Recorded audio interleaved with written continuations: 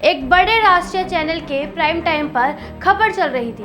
ऊपर बड़े बोल्ड अक्षरों में हेडलाइन थी, पत्नी को प्रयागराज से वापस बुलाया। नीचे लिखा था, पति का पत्नी को पढ़ाने से इनकार करना। रिपोर्टरों ने बड़ी मेहनत से खोजकर पिंटू सिंह को ढूंढ निकाला था, जिसने अपनी पत्नी को पढ़ने के लिए इलाहाबाद भेजा था। लेकिन तभी एक घटना से वह इतना आहत हो गया कि भरे टेलीविज़न पर आकर पूरी दुनिया के सामने कहने लगा, मैं इस घटना से बहुत बुरी तरह आहत हो गया हूँ। अब कोई भी अपनी पत्नी को नहीं पढ़ाएगा। स्क्रीन पर पत्नी भी दिखाई दे रही थी, जो अपनी सफाई देती फिर रही थी कि हर कोई ज्योति मौर्य जैसा नहीं होता। नमस्कार, मेरा नाम हर्षिता शर्मा। मैं स्वागत करती हूँ आपका द ग्राउंड टीवी पर।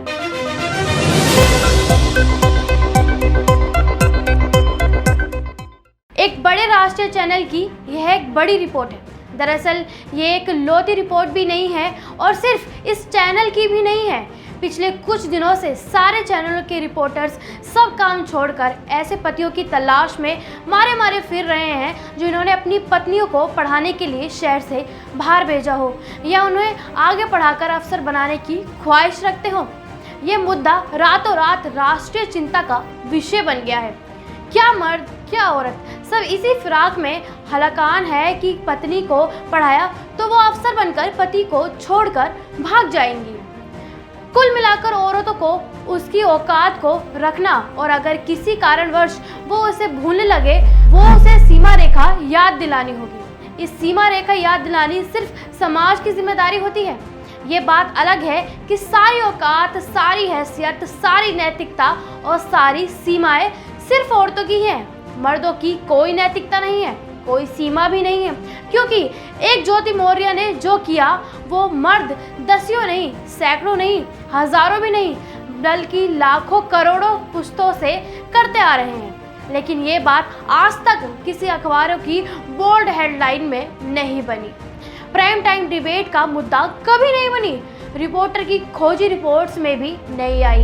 इस देश के इतिहास में आज तक ऐसा कभी नहीं हुआ कि रिपोर्टरों ने खोज कर ऐसे मर्दों की लिस्ट तैयार की हो जिन्होंने अफसर बनने, अमीर बनने, सफल बनने के बाद अपनी पत्नियों को छोड़ दिया हो।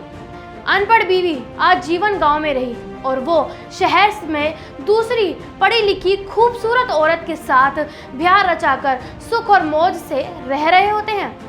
सम्मान से सिर ऊंचा करके समाज में उठते बैठते रहे। किसी ने उन मर्दों को सवालिया निगाहों से नहीं देखा, किसी ने उनके चरित्र पर उंगलियां नहीं उठाई, किसी ने उनका नाम भरे बाजार में नहीं उछाला, किसी रिपोर्टर ने उन पर खोजी रिपोर्ट नहीं की। एक ज्योति मौर्य को सब के सब आदमी छोड़ने वाली औरत बता रहे हैं। सच तो ये है कि इसके पहले सैकड़ों सालों से मर्द औरत को छोड़ते जाते थे, लेकिन किसी ने उन मर्दों को औरत छोड़ने वाला बदचलन मर्द नहीं कहा।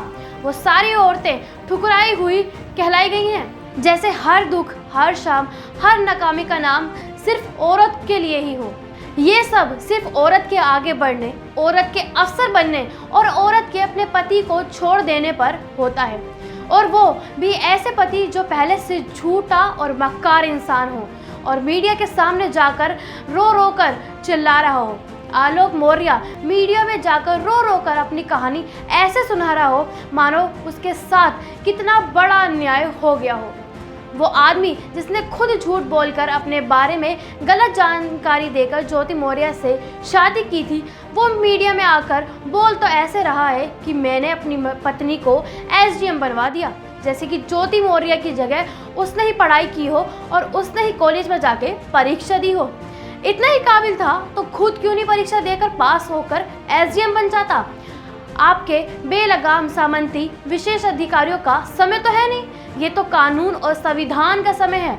आप टेलीविज़न के सामने और टेलीविज़न आपके सामने जितना भी चीखे चिल्ला ले, अंततः मामले पर फैसला तो अदालत ही करेगी, और अदालत जेंडर देखकर बिना स्त्री और मर्द दोनों को अपनी मर्जी का जीवन और जीवन साथी दोनों चुनने के लिए इजाज़त देती है। आप काँव करते रहिए, ज्योति अपना काम करेगी और अदालत अपना काम करेगी। और हाँ, ये तो बस शुरुआत है। आप ज्योति जैसी सैकड़ों हजारों लड़कियां पढ़ लिख कर अफसर भी बनेंगी और तलाक भी मांगेंगी। बस आप देखते रहिएगा। ऐसे तमाम खबरों और कहानियों के लिए देखते रहिए द ग्राउंड टीवी। वीडियो अच्छी लगी हो तो like, comment, share and subscribe करना ना भूलें।